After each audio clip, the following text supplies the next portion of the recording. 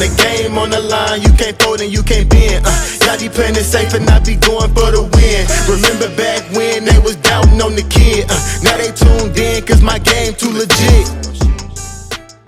Hey, what's going on, world? Welcome back to Forgiven AF Podcast. We're a second chance podcast. Super excited to be here today. I got an awesome guest on the show with me that I'm super thankful for giving me this opportunity to do this together. I want to start off real quick and let y'all know kind of what I did last week. It was a new experience, something I'm really excited about. I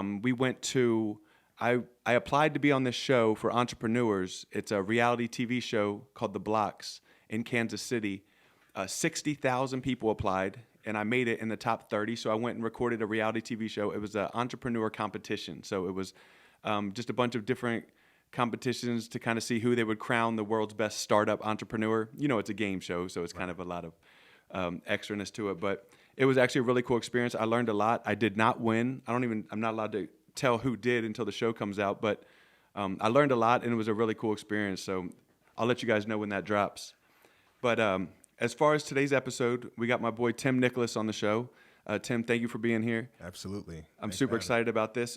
Tim and I met at the gym, I'd say probably about a year ago. Mm-hmm. We were working out, and you could just kind of catch a good vibe, you know? So we met and then happened to realize that we were both from Philadelphia. So that was right away. There was like a connection. Yeah. And we linked up on social media, and immediately I saw that Tim was putting together a Overcoming Emotional Strongholds workshop. And I was like blown away by that because how important that is, especially like nowadays with all the different stuff going on in the world. And that's why I wanted to bring him on the show, because I feel like that's a really important thing. I think that we need to be able to have discussions about men's health and counseling. I feel like a lot of people are scared of it. Mm-hmm. So I have some questions here. First, I want to introduce Tim and see if Tim will give us a quick, brief overview of where he's from and how he got into this mental health space.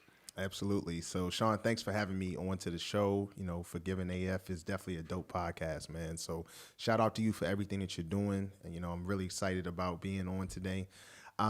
Just a little bit about myself. I hail from Philadelphia, Pennsylvania. I was born in Philly, but I was raised in Baltimore. So, shout out to Baltimore that raised me. East Coast guy all the way, living in Texas for 9 years.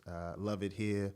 Have a family here, so I love it. And just, I love the fact that we met at the gym, like you said, and just the vibe was dope, from the day one, pretty much. So just really excited to be on your platform, man, and just to talk through mental health, different struggles, and just really just talk through different things, man. I love it, man. It's really cool that you're here because, we agree on a lot of different topics. You know what I mean? So it's cool to be able to collaborate and do this because you also have a podcast. I do. Called Locks Lounge. Locks Lounge. Yep. Just like play off Locks. Okay, the hair. Yeah. With the hair. So Locks Lounge. And it's really cool. I like seeing all the different avenues you go, and I agree with all the different topics you bring up. So appreciate you guys are doing good things. Absolutely. Thanks, man. Let me ask you, how did you get into the mental health space? Well, to be honest, Shawn, it really got into it just from my own personal mental health struggles.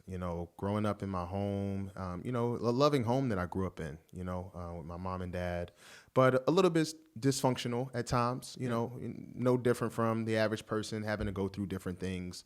But I recognized I had a loose screw as I was growing up mentally, just based on some of the things that I went through as a child and as an adolescent and into adulthood. With those struggles, of course, going through different things and hurting people that, I really wish I wouldn't have hurt. It really was my own experience to say I need to, really take care of my own mental health. I need to take care of all of my triggers. I need to take care of the emotional problems that I might have had, and then to not deflect those things onto other people.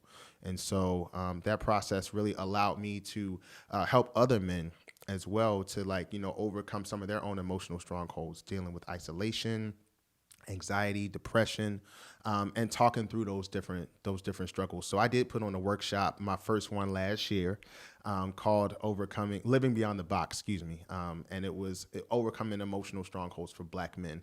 Now, of course, for not only Black men having struggles, all men have struggles, right? Yeah, but specifically for my own people, I really wanted to do that and to push that type of agenda, especially for Black men, like myself. Absolutely. I love that. And yes, I think that So these kind of go hand in hand. When you talk about you got it, you realized that you had something wrong, and that you needed to figure out how to work through this.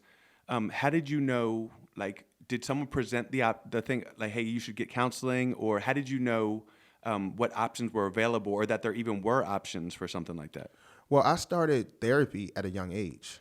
I was about maybe 6 or 7 years old, just going to therapy and going to a psychiatrist at a very young age, just dealing with some of the mental health struggles, dealing with ADHD as a child, and having that lack of focus, also played into other areas of my life, even as a young child. So that's really how I got into it, was having to deal with therapy then, and even throughout life, and having different issues and different things happen to me.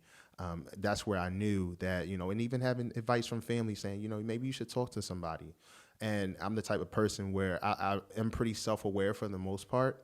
And I think that's the biggest thing, is that you have to be self-aware and know that, okay, I know that I'm a good person, but I have issues, and I've struggled with hurting people and doing things that I'm not proud of. But at the end of the day, it's important to have that self-awareness. So that's where it started. I love that, man. I think that self-awareness is one of the most attractive qualities in any person. You know what I mean? Like, because you could tell the difference between a person who's constantly lying to themselves. Yeah. You know what I mean? Like, it's pretty obvious. Always making excuses for when they've messed up, or that was one of the biggest things for me when I became incarcerated was, all right, I've got like a couple of options right now. I can sit here and feel sorry for myself and act like it was the government's fault, or you know what I mean? Yeah. Or I can become self-aware and I can realize, hey, I messed up. What can I do to be better now? Yeah.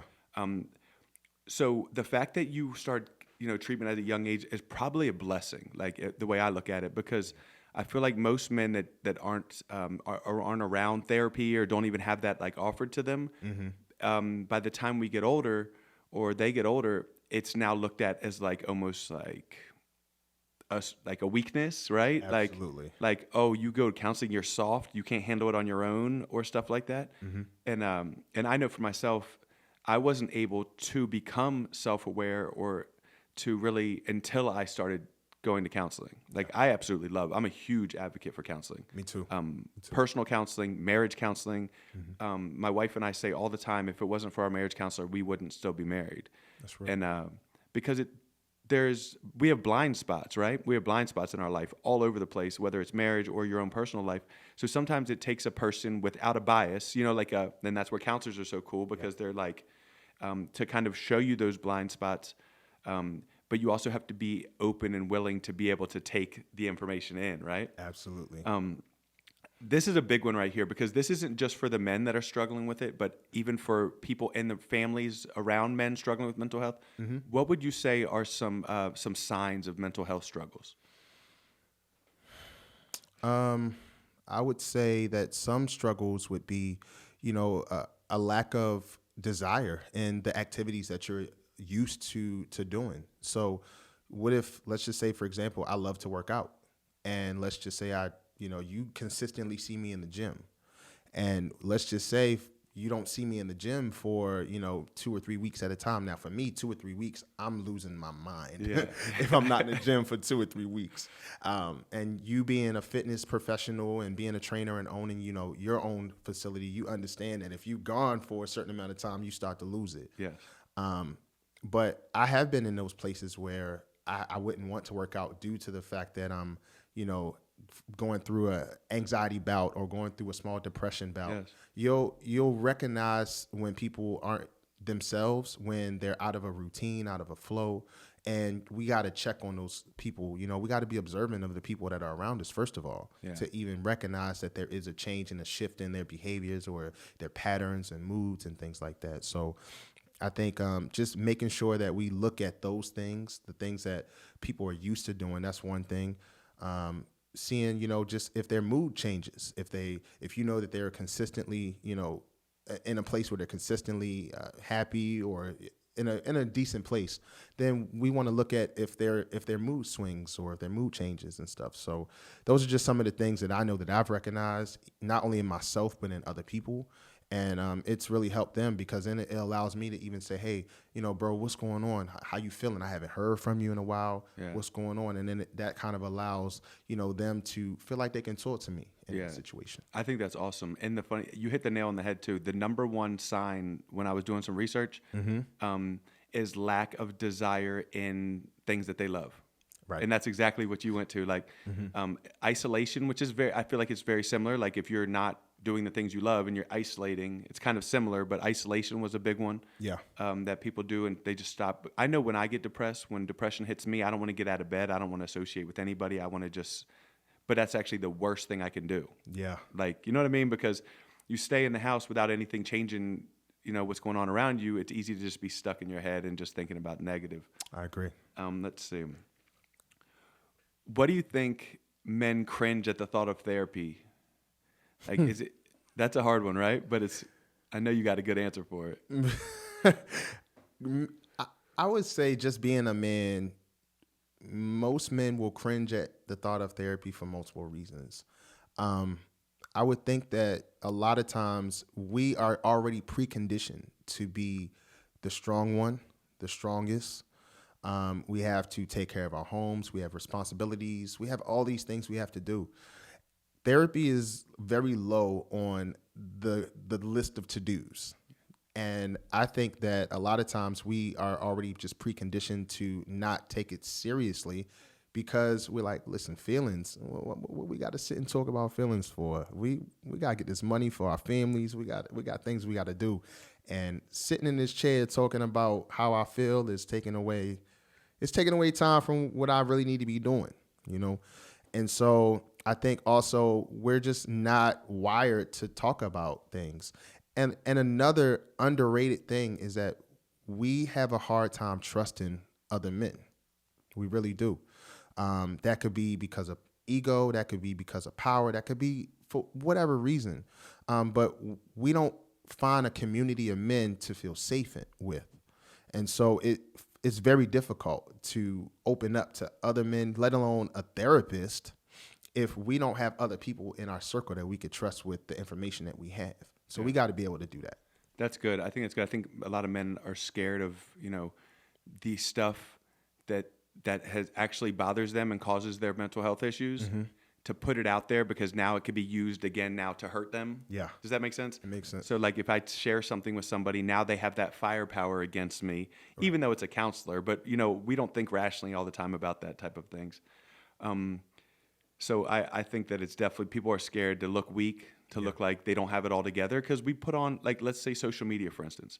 You look at my social media, it looks like I'm always happy. I'm always doing fun, good stuff. But on the day where I'm depressed or extremely anxious, something I struggle with is I'm always thinking of the worst case scenario of every situation. Right. I'm not posting that on social media.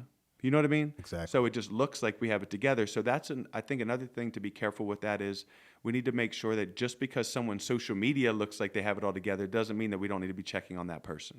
Absolutely. And a lot of times the strongest people are the ones we need to check on the most, right? Just because you're the strongest person in the family or the strongest person in your circle, think of all the energy that you have to expound just to be strong for everybody else. That's good. And so we got to be able to pour into each other in that way. Now, with a counselor, I would feel as though that's one of the safest places that you could talk to someone. And what that does is it allows you to practice being vulnerable with people outside of that circle of a therapist. So now if I'm vulnerable with my therapist, I can learn to be vulnerable with my family, people in my family. I can be more vulnerable with like my closest guy friends. I could be vulnerable with those people because I'm already practicing that with someone who is non-biased and doesn't know me. But in any type of relationship, we're all at risk to get hurt. Yes. All at risk to get hurt. So I would say let's not allow that fear to mess up our mental health if we got to talk through things. Yeah. Because we're all vulnerable to that anyway. No, that's so good. And it's the same. Vulnerability is so important. Transparency, vulnerability. Some of my closest relationships are with men that I can be vulnerable and transparent with. Right. Because you form that connection. You have to understand that you might tell them something that's uncomfortable, Mm-hmm. But if you're not, and I like that you said that, because with a counselor, that you're covered by certain, legal things, right, to where the counselor can't share your stuff that you tell. Unless you say that you're going to harm yourself or harm someone else, mm-hmm, the counselor has to keep that information. So it's a good place to learn vulnerability, right? It's a good place to start of having to learn to be open. It's real. I wanted to ask you, what are some remedies that are available to a man that is struggling with mental health? I mean, we've kind of discussed some, but maybe just going further to kind of give people like some actual concrete options. BetterHelp is an app that really caters to therapy. I would say that's a good resource and a good remedy to start. Not only for men, just people in general. Yeah. You know, but BetterHelp is a good one. That's good for therapy. Really, just therapy is one of the biggest things that I even tell people that I'll probably be in therapy for the rest of my life. You know, and it's not necessarily because there's so many crazy things going on in my life, but it's about maintenance more than anything. Yeah. I want to be able to maintain my mental health, my mental stability, where I've known how low I've gotten in certain situations and certain things that have happened in my life. So I know that therapy is going to be huge. Having a community of men that you can trust, that you could be able to share certain things with and share your life with, but be able to hear their stories as well. It needs to be a relational type of thing. Yeah. So I think that's important too. And just really making sure, even journaling, that's a remedy too. Getting that out, getting whatever thoughts that you have out is super important. I think that if we can talk, if we don't feel comfortable talking to people, at least get it out of your brain. It has to come out in some way, shape, or form. Yeah. And so I think journaling is something that we got to take time to do, even if it's like 10 minutes a day. Yeah. Right. Or, you know, a couple of times a week, we could just get these things out. So I love that. The journaling thing is something that I actually want to start working on myself. My wife is an avid journaler, and the way she talks about it, like the benefits that she gets out of it, it's like almost, it's something that I should definitely add in. I have 5-10 minutes a day to write down my biggest stressful stuff, and you know what I mean? It's kind of a way. She kind of uses it as like a prayer language for her. You know what I mean? To be able to like connect with the Lord, like it's a way that and that's another thing. Men's groups, like kind of like when you mentioned having a men's support system. Yeah. I really think that is a huge one. When it comes to counseling, do you have any advice? And I don't. So this is one that I'm seriously asking. If you don't, this might not. How would you recommend, or what sort of characteristics, or what should a man look for if he decides, okay, I'm going to go to counseling, and now I need to find a counselor. Now what? So I've been on both sides of the coin, where I've had good counselors and I've had bad counselors. So I have identified the characteristics on both sides on what to look for and what to avoid. Okay. Right. As far as like good qualities and characteristics of a counselor for me is someone who can definitely listen, who truly, surprisingly, there are some counselors and therapists who don't listen, that actually take the time they'll hear your story and things like that, and they spend more time talking and trying to instruct as opposed to listening. Yeah. And a lot of times we definitely need both. We need the instruction, but we also need to just get it out. Yeah. So being able to listen is very important. Someone who can, I do like experience-based therapists, but I also like therapists who do know their stuff, right? Yeah. So it's good to have that blend depending on what you like, right? And depending on what you're going through to be able to relate and connect with your therapist. So I think those are some of the things that I look for. What I also look for as far as just a negative thing is not only the excessive talking, because I'm not big on excessive talking. I'm just not. But just someone who, like, if you're not giving sound advice, if you're just giving me something based off of education as opposed to something that's personalized for me, because you're hearing who I am and my type of personality, I need something that's going to kind of match that, as opposed to, okay, everybody's doing this. This is something that you should be doing. It needs to be specific and relative to my particular situation. I think that's great, and I think it makes a lot of sense. How about Christian counseling versus a non-Christian counselor? I like both of them. Okay. You know, being a Christian man, I've been to a Christian counselor, and I enjoy Christian counselors who provide the biblical aspect of it. But there's also the spiritual aspect as well as the scientific aspect, which is the mental part, right? Yes. So if we can combine those two things, so if you're giving the spiritual and the scripture aspect to the counseling, in addition to also, but what's going on in my brain here? What's going on in my mind? How can I how can I still focus on my healing part with not only the spiritual aspect. 100%. I'm with you 100% on I need that mindfulness. I need different things. If you're talking to me about, okay, well, here's some techniques, mindfulness, meditation. If you're giving me different things to really be able to fight these battles and these demons that I have, then that's helpful on both sides. So I think it's essential for both Christian and non-Christian counseling. I think that's a great analysis because I agree 100%. Sometimes the whole, oh, you're struggling with that, pray about it. Like, don't get me wrong, I love it, and I do pray about it. But sometimes I need a little bit more. Like, give me some steps that I can walk through to look at the situation differently, maybe, instead of just, always just pray about it, or, read this chapter in the Bible and pray about it. Like, don't get me wrong, I'll do that, and I love it. But sometimes I need more steps that are actually like that I can take, that I can see the like process of it. You know what I mean? Yeah. Let me see. I like that. Just.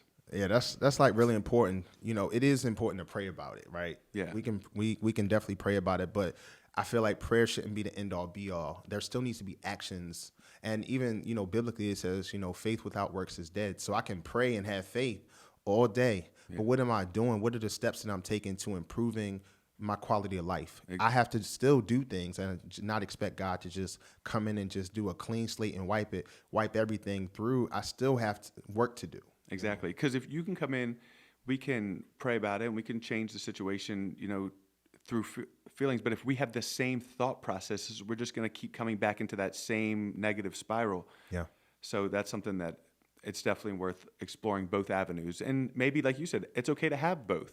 It is. You know what I mean? It's okay to have both. You can have your spiritual counselor, and then you can have your, scientific kind of counselor or whatever, more of just like a personal counseling type of aspect. And I think that's good. I feel like I personally like to have a male counselor as a male because I want to be able to be honest with my counselor about all the different things that I struggle with. Yeah. And I'm open with my wife. She knows this, but there's like struggles in my life when it comes to like not sleeping with other women, but being in the gym and just having eyes that wander and stuff like that. Of course. And I don't really feel comfortable sharing those type of struggles with a female counselor. Just so I like to have a male counselor for things like that.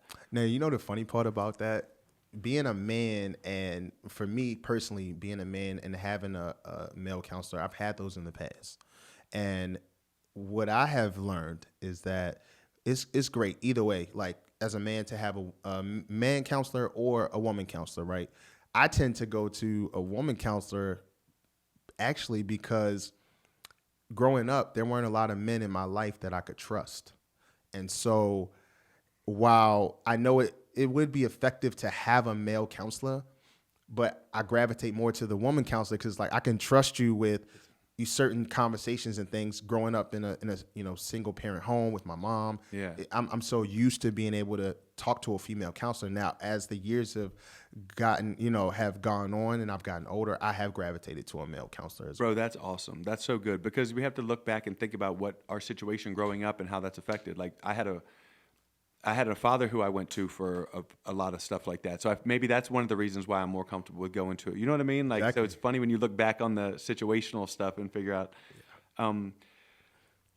so when it comes to, like, I have a lot of business owners and stuff like that in our circle, and a lot of people who in leadership positions in general. Yeah. What are some good qualities you think in leadership as it pertains to mental health? Like, for instance, and this is a hard one, right? Because, it's your business and you have to make sure that your business is taken care of. But at the same time, I believe that you have to make sure that people are taken care of also. Right. So how do you navigate leadership with, who is under you and still being able to recognize? Does that make sense? Yeah, absolutely. What do you think? I'm also a business owner, just like you. I own an IT consulting firm. And so in addition to hosting the podcast and all that, but I have had employees, prior to the pandemic, I had consultants on different projects and things like that. And whenever their performance would slip, I would, during their one-on-ones, I would ask, is there something going on? Because you're in a remote environment, so you're already isolated from clients. You're already isolated from different people. So my thing would be, what's going on? Is there a change in your life to where your performance has dwindled a little bit. And come to find out, one of my consultants was on the brink of committing suicide. I mean, I had never heard anything like that being a business owner or a boss or anything like that. So for me, and to be young, at the time, I might have been maybe 30, 31 years old, and I'm having to deal with someone, double my age who's going through a mental health challenge such as that. And we already know how suicide has just increased dramatically over the past couple of years with the pandemic, with all of these changes with, the political unrest. There's just so many different things going on to where the suicide rate has just increased like crazy. But how I was able to, deal with that situation was to, connect with my consultant and say, listen, I've had mental health struggles before, and I'm not exempt from them just like you. And being able to connect on a human level as opposed to always staying business-like, I feel like being a good leader in that aspect is putting yourself out there and being human and coming down, quote unquote, coming down on that level with that particular person and saying, I'm human just like you. So whatever we need to do to come together to make sure that you're okay, let's do that. That's how my conscience works. No, I love that, because it's super easy to just, oh, this person's work ethic has dropped, fire them. And honestly, something that I just pulled up right here, it talks about signs of suicidal tendencies in men, and it kind of talks about some of the things that some of the main reasons that men have committed suicide for. Obviously, there's mental illness. One of them is social isolation, which we discuss. The third main one, which makes sense, especially because it talks about 65 and older in men, is really suicide rate is very high. Right. And unemployment was one of them. And I could see that. I could see being 65, not have made all the right decisions, or maybe just not had the right circumstances growing up, starting to get to that retirement age, not feeling ready for it. You know what I mean? And just feeling like you're almost just going to be a burden. And then I could see people taking their lives that way. Like it's super sad, but unable to maintain healthy relationships was one. And a huge one for me, and I'm going to dive into this further down the road, but is a history of physical or sexual abuse. Yes. Because I know and I can be vulnerable. I've had sexual abuse issues growing up, and I feel that was something my mom said. My mom always felt like my drug abuse came from self-medicating from past trauma. I was never really comfortable in my own skin, so I could just get high, and then I'm temporarily feel content. You know what I mean? Right. So I know that that's definitely something that I could definitely see struggles coming from that way. Yeah, and I definitely can relate to that, as well. Dealing with a lot of past traumas and self-medicating. I mean, I would get high too, just to self-medicate, and I had to learn the same thing. So while that part wasn't on the brink of addiction, what was an addiction for me was a sex addiction. Yeah. And that's where I always felt like I needed to fill a void in whatever loneliness that I was dealing with. Yeah. And I'm open. I talk openly about it because I know that there are other men. There's about 80% of men in the church that struggle with that same thing. Oh, for sure. And it's something that we do have to talk about. We got to talk about all of these things and bring them to the forefront, not to judge, not to make you feel judged. Because if we talk about it and make you feel judged, that's going to definitely push you over the brink. And that person's not going to want to live for anything because they already feel as though I'm not accepted. 100%. I agree. I couldn't agree more. And the things that we turn to, like the sex addictions or the drugs or the exploding in anger and hitting, other people, violence. Yep. They all come from being a symptom of trying to cure some sort of mental health issue. You know what I mean? Absolutely. But the problem is they then take you down a further spiral of shame. So let's say, for instance, my drug dealing, right? When I sold drugs, I wasn't saving money. I wasn't selling drugs like this is my career, I'm a drug dealer. I was selling drugs because it made me feel important. It made me feel valued. It made me feel needed by the outside world. And so I had some sort of insecurity inside of me that I was trying to make myself feel better and needed through selling drugs. But what it was doing and using and selling drugs, but it was doing was causing more and more issues in my life, because now I would have this hole inside of me. I'd fill it with fake things. Yeah. The hole reopens. Now I still have the hole, and now I have shame behind doing the things. Right. It's the same thing with like pornography or like sex addiction. You temporarily feel like you're going to do something to make you feel better, but then afterwards you don't feel better. Now you feel worse because you've messed up and you're still, you know what I mean? It's a whole cycle, man. It's a big cycle. Yeah. So I agree with you, man. let's see here. Let me go real quick with the last thing I wanted to bring up. I want to go through these 8 ways to convince your spouse, or it doesn't have to be a spouse, just a friend. If it's a spouse, let me know, because hey, I'm about to be in that same seat as you soon. Oh yeah, congratulations on that and getting married. That's gonna be awesome. Thank you so much. Yeah, that's it'll be March 2023. So that's awesome. We're gonna be So I'm gonna need these 8 tips. So and I was also we're married in March too, so our anniversary is March. Really? So March what? 26th. Okay. That's when we got married. Okay. 2017. So. Oh man, so it's coming up soon. Yep, it's 6 coming up years. soon. Yep, and she's such a blessing. Like, I don't deserve her, so it's really cool. Man, I'm lucky. that's what's up, man. So here's 8 ways that, and this is coming off of something that I found, this very well mind, but 8 ways to convince your spouse to go to counseling. One is to be open and honest with them about what you see in them and their struggles, right? Yeah. But then to also not play the blame game. So it's not, I'm blaming you for the stuff that goes on. It's like, hey, babe, I see that you're kind of struggling with this, and I love you, and I want to see, like, is there a way that maybe we could go together, or, just gently, as I guess is the way. I like that. Let them know that you love them. I mean, I know that seems pretty obvious, but I know that if my wife comes to me with an issue and is like, babe, I love you and I want to talk about this, it definitely helps me, rather than, I can't believe you did this, you need to get help for this. No one, like, you start yelling at me and tell me I need to do this, I'm turning off right then. Absolutely. So I think it's another one is to not to get defensive or offensive when they do. Mm-hmm. Because the first couple times you bring it up, as men, we might feel attacked. We might feel like, why are you coming at me with this? Because we all have this desire inside of us to be perfect.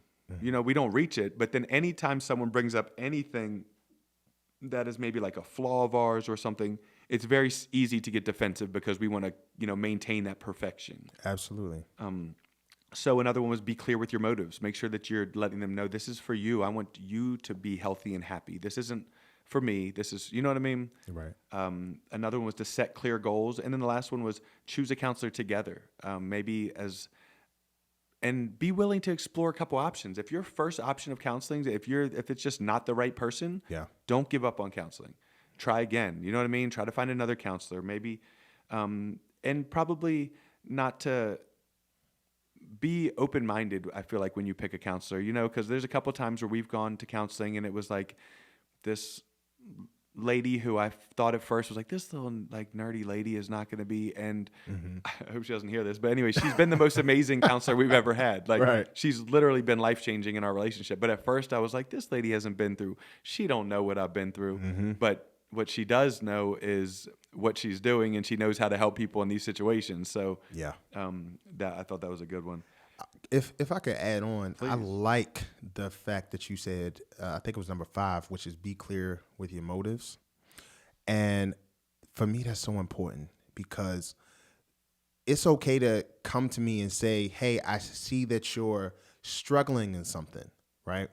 But my love language is words of affirmation. So if you're telling me that you see something, or you see that I'm not in the best place that you normally see me in, or I'm not in an optimal place, but you're telling me you care for me, you're telling me that I want to see you do well because I see you slacking in this, and this, but you say it in a loving and respectful way, I'm much more open to hearing that I need to change up some things. Yeah, no, for sure. So let me know your motives is so important. The setup, the setup, yeah. The setup, yeah. Because that way it's like, listen, I love you, you're great, this, that, and the third. However, I see you need help because of this, and this, and I'm much more open to therapy. I love that. I think that's awesome, because it's so true.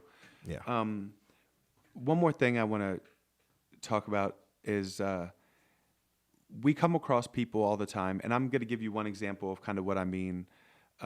like you pull into a gas station and you see a homeless person there, right, or whatever, and they're asking for money and they're clearly struggling with whatever might be drugs or alcohol or something like that, and it's easy to get into judgment phase. And I know that this is kind of like an extreme option, but what I want people to do is to have some empathy towards other people, as far as that person might have, let's say they were sexually abused for years as a kid, right? Right. And the only way that they were ever, because they were never exposed to counseling, they were never exposed to any sort of help. The only thing that they've ever found that's worked for them is drug addiction. And drug addiction is a huge one when it comes to people that have had issues growing up. You know what I mean? Yeah. To turn to drugs because it's such a... But the problem is now these people don't know how to get out of that situation, because they don't know how to live in their own skin. So I guess all I'm trying to say in that is I know that I used drugs for a long time to help me cope with my mental health. Right. So if you have even a kid if there might be someone in your family and you're just like, man, how can this kid, why is he still doing drugs? This is ridiculous. Maybe it's deeper than a drug problem, I guess is kind of. You're right, absolutely right. I think it's multiple things at play here. Look at yourself, right? You grew up from the mean streets of Philadelphia. Where are they even pushing mental health facilities or talking to therapists or psychologists? Where we from my hood, You're not really talking about that, right? Mm-hmm. Now being here in Mansfield, where you have different, for example, we have different locations where that's actually it's more of a welcome thing, so to speak. I would say from that aspect, we need to be able to reach out to certain people who have been through certain things, starting with the church. Like the church could be a good place to even start with that too. But just recognizing, like you have resources in front of you. The question is, are you sick and tired of being sick and tired? That's true too. That's the biggest thing, because sometimes being in that vicious cycle of shame, that's a huge thing. So yeah, no, that's good. That's really good. Man, this has been awesome, because I know that there's so many people that need this. Mm-hmm. Like, this is a topic that some people get uncomfortable with it, and some people, but the benefit of what you get out of working on your mental health, it changes everything. Your relationships around you, the jobs that you have, you know what I mean? It's just the confidence that you can build in yourself again, to be happy to make eye contact with people again. Like, people lose that. Yeah. You know what I mean? So it's, and also I want to put out there, if anybody is struggling with any sort of like suicide or anything like that, they do have that 3-digit number now. You can just call 988. Yeah. And say, which is cool, instead of having to memorize that long phone number. Yeah. So just be willing and be there. If you have someone who comes to you and starts willing to discuss something with you, they're opening up and being honest and open with you. So make sure that you give them the attention and the respect that is due there, and not kind of blow that off. Yeah. Because I lost a friend, a couple friends now, to suicide, over the years. And sometimes you might not have any idea that it's coming up. So it's really just being aware of what other people, or how they're acting and what's going on in their life, I agree.